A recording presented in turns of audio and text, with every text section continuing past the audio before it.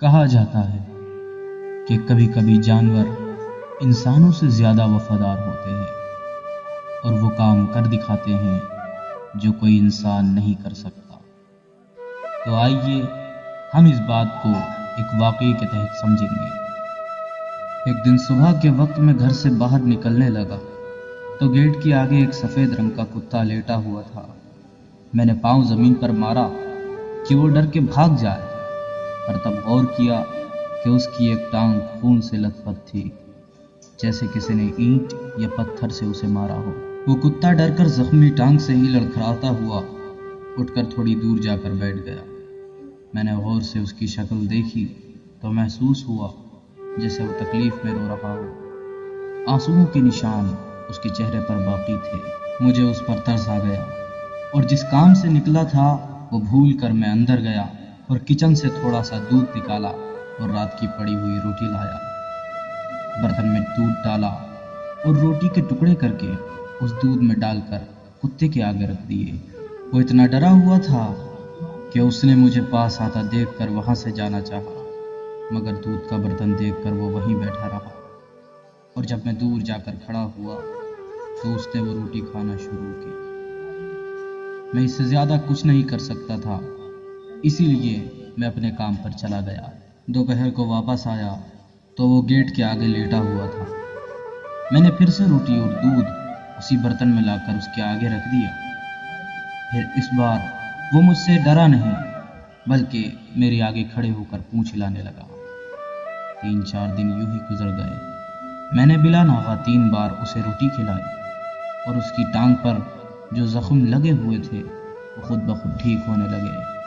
اس دن کے بعد وہ کتا میرے گھر میں ہر آنے جانے والے کو ایک چوکیدار کی طرح سونگھ کر چیک کرتا تھا۔ رات کو کوئی کھٹکا سنتا تو فوراً بھونک کر خبردار کر دیا کرتا تھا۔ میرے بچے باہر نکلتے تو جس علاقے تک میرے بچے گھومنے جاتے تھے وہ ان کے پیچھے پیچھے جایا کرتا تھا۔ مجھے دور سے آتا دیکھ کر وہ میری طرف اس طرح دوڑ لگاتا تھا جیسے مجھ سے بہت اداس ہو گیا ہو۔ یوں ہی خوشحالی کے دن گزر رہے تھے کہ گرمیوں کی ایک دوپہر کو جب میں سو رہا تھا کہ اچانک کتے نے عجیب طرح سے بھونکنا شروع کر دیا۔ آج تک وہ کتا کبھی اس طرح سے نہیں بھونکا تھا، مانو یوں کہ وہ کسی کو کاٹ رہا ہو۔ میں اٹھ کر باہر کی طرف دوڑا تو دیکھا کہ کتے نے ایک فقیر کی ٹانگ پکڑی ہوئی تھی اور وہ کراہ رہا تھا۔ میں بھاگ کر اس کے پاس گیا۔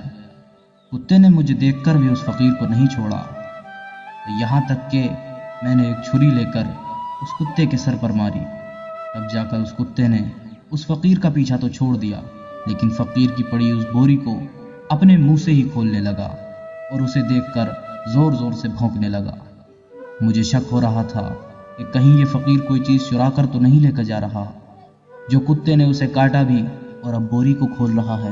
میں نے آگے بڑھ کر بوری کھولی تو میں نے دیکھا کہ میرا 3 سال کا بچہ اس بوری میں بے ہوش پڑا ہوا تھا۔ میرے پاؤں تلے زمین کھسک گئی۔ محلے دار یہ سب تماشا دیکھ رہے تھے۔ میں نے بچے کو نکالا اور میں اسے فوراً اسپتال لے گیا، جہاں ڈاکٹروں نے اسے ہوش دلایا۔ محلے داروں نے اس فقیر نما اغواکار کو خوب مارا اور پھر تھوڑی دیر بعد پولیس کو فون کر کے مجرم کو پولیس کے ہاتھوں پکڑوا دیا۔ اس دن میں کافی ڈرا ہوا تھا، لیکن بار بار ایک ہی بات میرے ذہن میں آ رہی تھی کہ اگر اس دن میں اس کتے کو لات مار کر بھگا دیتا تو آج میرے بچے کو کون بچاتا۔ مقصد بہت مختصر ہے، آپ کی ایک نیکی اگر ایک کتے پر بھی ہو جائے تو وہ آپ کی جان اور مال کا پہرے دار بن جاتا ہے۔ تو کتے سے لاکھ درجہ بہتر یعنی اشرف المخلوقات انسان، اگر اس پر کوئی نیکی کرو تو وہ کتے سے بھی کم عزت کیوں دیتا ہے؟ ہمیں خود پر غور کرنا ہوگا کہ اللہ نے تو ہمیں عظیم مخلوق بنایا ہے، مگر ایسا کیوں ہے کہ آج ہم اس کتے سے بھی کم وفادار ہیں؟